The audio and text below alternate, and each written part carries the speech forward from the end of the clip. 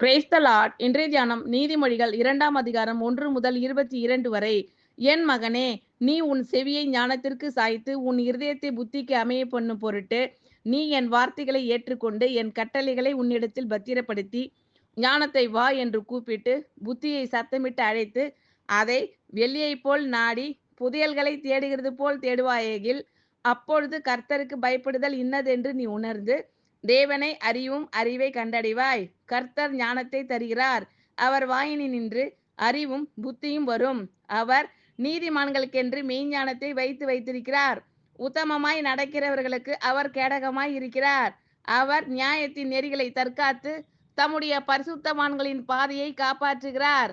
அப்பொழுது நீதியையும் நியாயத்தையும் நிதானத்தையும் சகல நல்வழிகளையும் அறிந்து கொள்வாய். ஞானம் உன் இருதயத்தில் பிரவேசித்து அறிவு உன் ஆத்மாவுக்கு இன்பமாய் இருக்கும்போது நல் யோசனை உன்னை காப்பாற்றும். புத்தி உன்னை பாதுகாக்கும். அதனால் நீ துன்மார்க்கனுடைய வழிக்கும் மாறுபாடு பேசுகிற மனுஷனுக்கும் அந்தகார வழிகளில் நடக்க நீதி நெறிகளை விட்டு தீமை செய்ய மகிழ்ந்து துன்மார்க்கருடைய மாறுபாடுகளில் களி கூறுகிறவர்களுக்கும் மாறுபாடான பாதைகளிலும் கோணலான வழிகளிலும் நடக்கிறவர்களுக்கும் நீ தப்புவிக்கப்படுவாய். தன் இளவயதின் நாயகனை விட்டு தன் தேவனுடைய உடன்படிக்கையை மறந்து இச்சகமான வார்த்தைகளை பேசும் அந்நிய பெண்ணாகிய பரஸ்திரிக்கும் தப்புவிக்கப்படுவாய். அவளுடைய வீடு மரணத்துக்கும் அவளுடைய பாதைகள் மரித்தோரிடத்திற்கும் சாய்கிறது. அவளிடத்தில் போகிறவர்களில் ஒருவரும் திரும்புகிறதில்லை. ஜீவ பாதைகளில் வந்து சேருகிறதும் இல்லை. ஆதலால் நீ நல்லவர்களின் வழியிலே நடந்து நீதிமான்களின் பாதைகளை காத்து கொள்வாயாக. செவ்வையானவர்கள் பூமியிலே வாசம் பண்ணுவார்கள். உத்தமர்கள் அதிலே தங்கியிருப்பார்கள். துன்மார்க்கரோ பூமியிலிருந்து அறுப்புண்டு போவார்கள். துரோகிகள் அதில் இராதபடிக்கு நிர்மூலமாவார்கள்.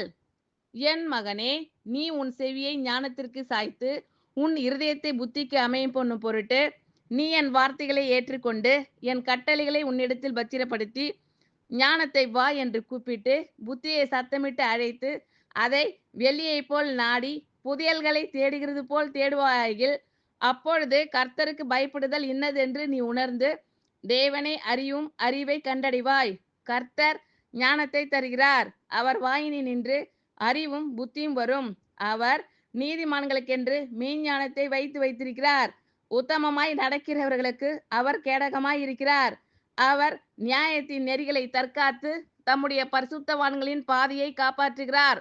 அப்பொழுது நீதியையும் நியாயத்தையும் நிதானத்தையும் சகல நல்வழிகளையும் அறிந்து கொள்வாய். ஞானம் உன் இருதயத்தில் பிரவேசித்து அறிவு உன் ஆத்மாவுக்கு இன்பமாய் இருக்கும்போது நல் யோசனை உன்னை காப்பாற்றும். புத்தி உன்னை பாதுகாக்கும். அதனால் நீ துன்மார்க்கனுடைய வழிக்கும் மாறுபாடு பேசுகிற மனுஷனுக்கும் அந்தகார வழிகளில் நடக்க நீதி நெறிகளை விட்டு தீமை செய்ய மகிழ்ந்து துன்மார்க்கனுடைய மாறுபாடுகளில் களி கூறுகிறவர்களுக்கும் மாறுபாடான பாதைகளிலும் கோணலான வழிகளிலும் நடக்கிறவர்களுக்கும் நீ தப்புவிக்கப்படுவாய். தன் இளவயதின் நாயகனை விட்டு தன் தேவனுடைய உடன்படிக்கையை மறந்து இச்சகமான வார்த்தைகளை பேசும் அந்நிய பெண்ணாகிய பரஸ்திரிக்கும் தப்புவிக்கப்படுவாய். அவளுடைய வீடு மரணத்துக்கும் அவளுடைய பாதைகள் மரித்தோரிடத்திற்கும் சாய்கிறது. அவளிடத்தில் போகிறவர்களில் ஒருவரும் திரும்புகிறதில்லை. ஜீவ பாதைகளில் வந்து சேருகிறதும் இல்லை.